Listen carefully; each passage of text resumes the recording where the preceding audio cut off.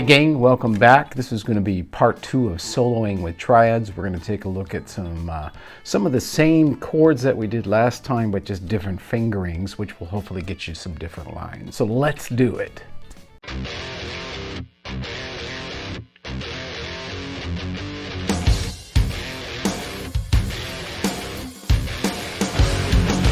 All right, so if you saw the video prior to this is a part 2, there is a part 1. And what I'm talking about is kind of using triads in your lines and finding some clever ways to be able to see them and realize them under your fingers. The first way we did it, we kind of did this shape here.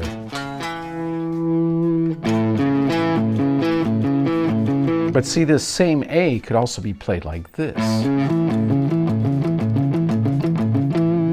So even though it's the same notes, it's physically a different fingering, and it might render some different lines or put you into a different position, or you can just use it to your benefit. Okay, so basically what I'm going to do is the same process as I did before. I'm going to move in fourths, right? So we started with A, and instead of doing this shape, which by the way takes 3 strings, you'll notice this shape only takes 2 strings. So that might benefit us in some way, shape, or form too. All right, so we're going to do A here, and then a fourth away from A. Now we're in the key of D major, so a fourth away from A is D major, and a fourth away from that would be G major. Now, as fate would have it, in this particular position, these 3 triads are all the same fingering. Now we can start our C sharp diminished. Now this would be a sharp 4 from the G, just because we're staying in the key, so this would be C sharp diminished, which is also the same fingering, so that's kind of cool. And then we would have also F sharp minor. Now that's the thing, when we put 2 notes, when we put these triads on 2 strings, we get an extra triad out of it, right? When we put it on 3 strings, we can only go so far. So this way we're adding an extra triad. And you know, just because of they play physically a little bit different, you might get some different lines out of them, or maybe able to see them in different ways. So let's jump over to our diagram and see what these guys look like under the microscope. Okay, cool. So just because we started with A last time, I'm going to start with A again. And this is just exactly what I just played. Here's an A major triad. Remember, we're in the key of D or B minor, or any mode of D for that matter, so it doesn't really matter. But I'm just going to kind of analyze these as if I'm coming from the key of D major. So the A major is the 5 chord right here. Okay, now in the previous video, this is actually, I just copied this document here. In the previous video, this shape would have been a pattern 3. But in this video, this shape is going to change to a pattern number 4. So let's go ahead and change that. Okay, so here is our D right underneath the 4th of wave. Whoops, here's our shape. And I'm just alternating the colors so we can kind of see them as separate entities on the instrument. All right, so we've got A major here, and then we've got D major here. Now this D would be actually a different pattern now. It'd be a pattern 2, as it was a pattern 1 in the first shape here. All right, now we're gonna go to a 4th away from that, which will be G major. All right, now that was a pattern 4. I'm just relating these to the cage system. So you can see I have these written here up on top. And I did this at the request of a specific student, but in this case now it's going to actually be a pattern 5 from the cage system. And listen, if you're not hip to the cage system, or you don't really know what I'm talking about, don't worry about it. Mostly look at the first number, which is actually the chord that is in the key or in the scale. And then we're going to have a C sharp minor here, or excuse me, C sharp diminished actually here. And that is actually going to be a pattern number, let's see, I'm going to think of that as kind of a pattern number 2, okay, from our cage system. And I might change my mind on that as time goes on. Some of these are gray a little bit. They kind of blur the lines just a little bit. Okay, I think it's safe to pull this back down now so I'm not running into these other guys. Okay, so there's our first position. And oh, I forgot one more. We can actually add the F sharp minor, right? Because we've only got 2 string patterns here. So that's mighty cool.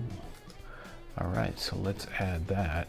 Now, why are you not letting me do that? Probably because I moved this down too soon, right? Okay, so now our F sharp minor will be here, like that. And that's the exact position I just did.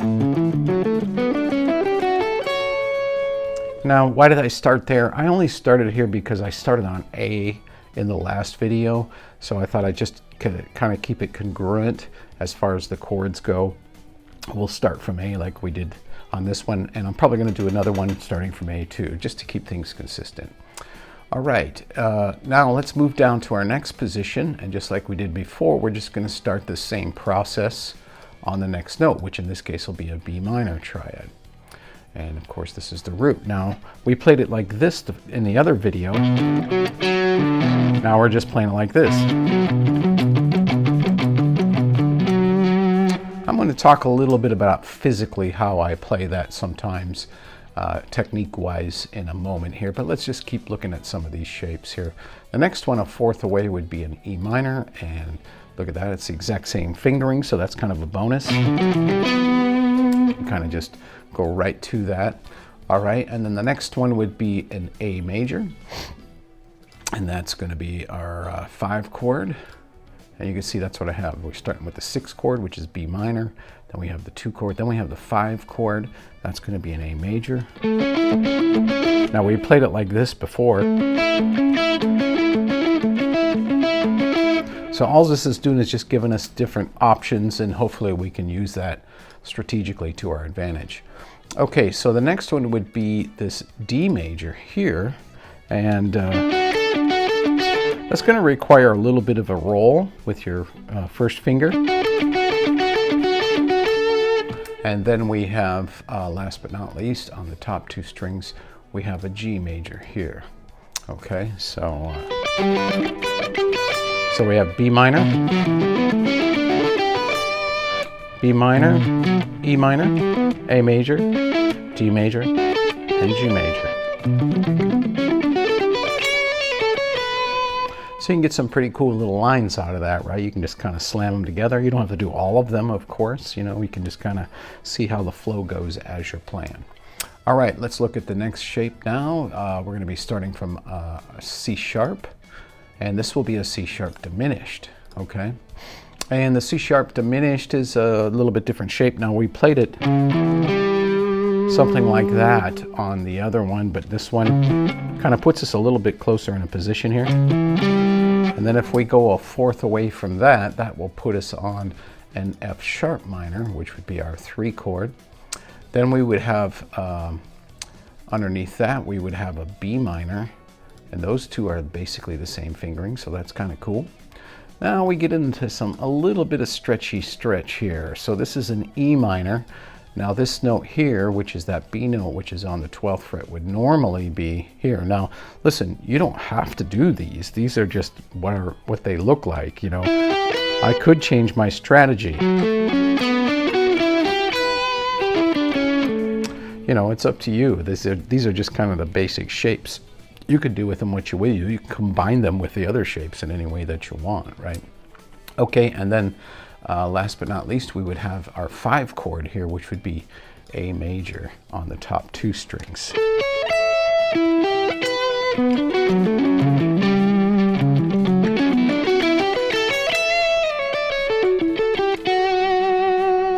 That's kind of cool.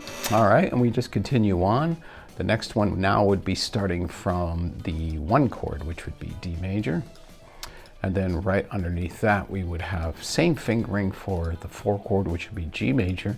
Now, you know, with the 4, you're always going to kind of have that sharp 4 interval there. So this would be actually your diminished triad right here, which would be our 7 chord, of course. Then we're going to have another little bit of a stretch here for our F sharp minor. But remember, you can always put this here if you want and shift out of it. It's up to you. I'm just kind of staying correct to our system here. And then last but not least, we would have B minor on the top 2 strings here. So we have D major, G major, then C sharp diminished, and then F sharp minor, and then a B minor here. Okay, so that's that next position. And then moving on, we would start on the next one, which would be E minor. And let's go to the next one. A fourth away from that would be our 5-chord A major. Then we're going to go a fourth away from that would be our 1 chord, which would be D major. Then we would have G major here. And then on the top 2 strings, we're going to have a C sharp diminished right here. So you notice G always seems to go into like the C sharp diminished and stuff. There's always, there's a consistency there with these things. You'll start to notice patterns harmonically as you're doing these. So we'd have E minor, then we would have A major, then D major, then G major, and then C sharp diminished.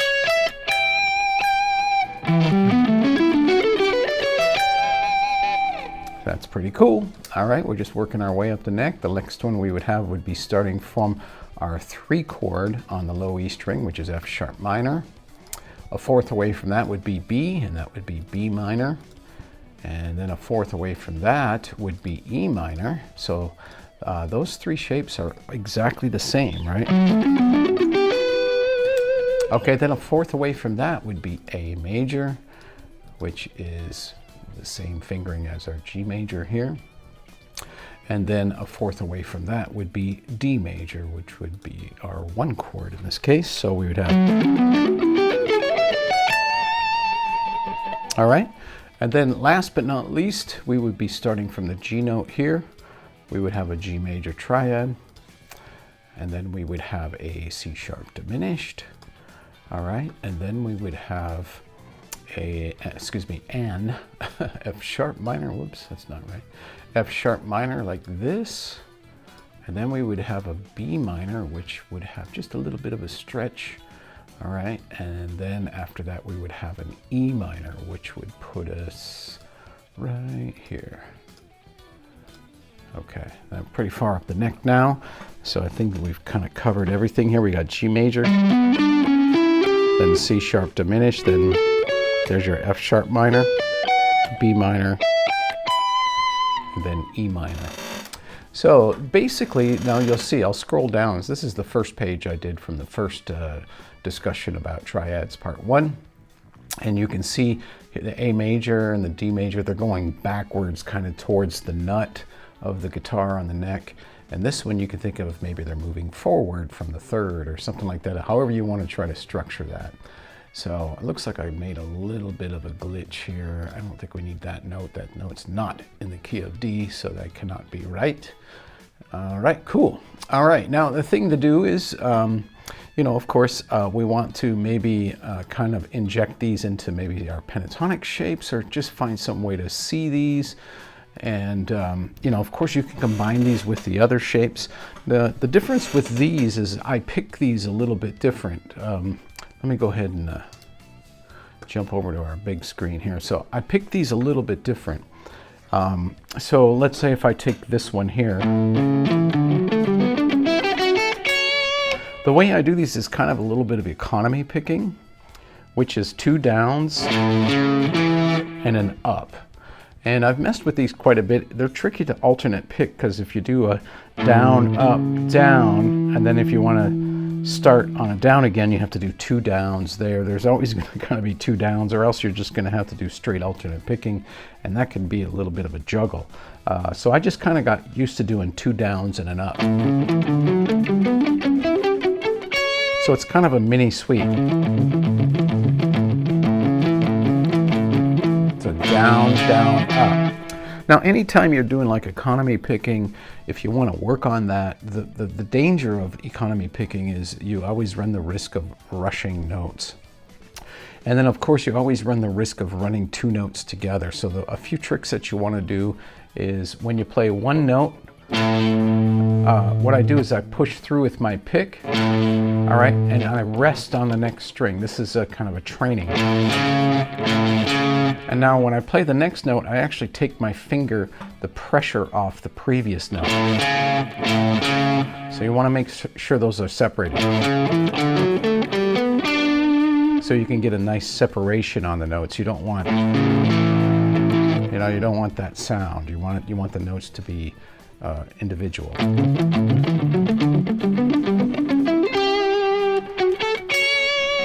Now, with some of the other shapes, I find it really convenient to be able to add some scale tones between the 5th and you know, going up maybe up to the 7th. So for example, like with the A major, you could play, right, and then we added some scale tones to some of those triads. You can do that with these too, except for now it's going to be between the 3rd and the 5th. So, and you can add some chromaticism. So you've got between the 3rd and the 5th here, you can add maybe the 4th. Now, as fate would have it, that 4th is going to be the root of the next triad. So, you know,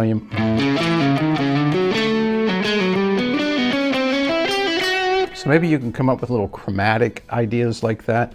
So like right here, what I'm doing is I'm doing the A major triad, and then going back to the 3rd, and then coming down chromatically, and then starting it when I get to the D. So.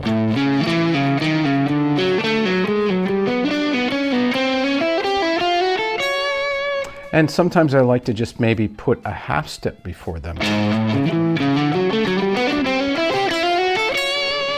Something like that, just to get a little chromaticism. So I get a little bit different phrases out of these shapes than the prior shapes. So, you know, any way that can kind of diversify your playing, I think is a good thing. Now, arguably, I probably spent more time personally on those other shapes, so I probably have a few more licks and a few more lines on those, but I start using these. Now, one thing that I like to use with these is I like to just use like 2 of them, and then maybe get into a scale. So.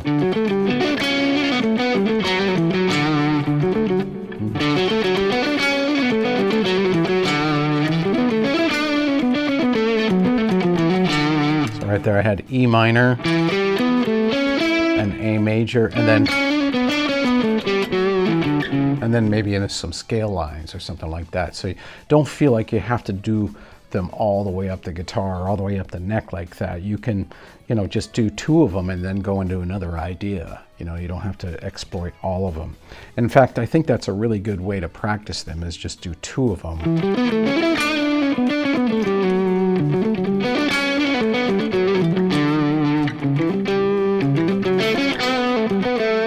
You know, you can kind of go up the neck just doing that.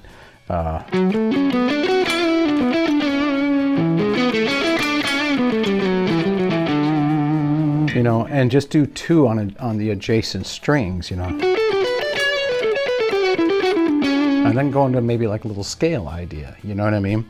So you don't have to do all of them. As a matter of fact, I would suggest that you don't. But you can do all of them and kind of create this kind of grandioso triad line, like... you know what I mean? Where it's kind of like, okay, that's kind of cool. Now, another thing is, you know, triads are in groups of 3, so it's going to be natural to play them as triplets.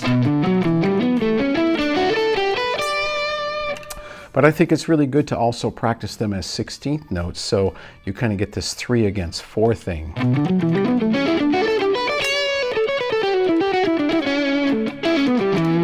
Which is kind of a good way to practice these.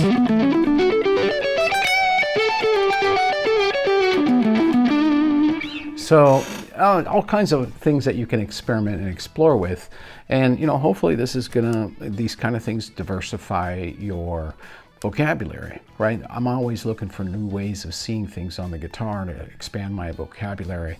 And let's face it, most of the time we're playing in some major scale mode or minor, which is just, it's all kind of the same thing, right? So you want to try to build up as much of a vocabulary just in your major scale harmony as possible, because that's where we usually spend most of our time. In a major scale, a minor scale, or some mode of the major scale, Dorian or Mixolydian, it's all kind of the same thing. So I would also invite you to try these against some of those different modes. Like, you know, try some of these. I'm kind of playing them against a B minor track, but try playing them against an A7 track or a G Lydian kind of sound. You know what I mean? You want to see how they sound in different modes of D, which is really cool too. So you get a lot more mileage out of it that way. All right, cool. So this is part 2. And I just want to remind you, I do have a Patreon site. You know, I'm going to put the diagrams up there so you can get those there. If you're not a member, please check it out. You might decide you want to sign up. The link's in my description down here. And also, you know, if you dig it, like it, share it, comment, let me know what you're thinking, or how's it going with some of these shapes. And then also, you know, let me know if there's anything in the future that I can kind of approach, and we can keep this thing going. All right, until then, I'll see you next time. Cheers.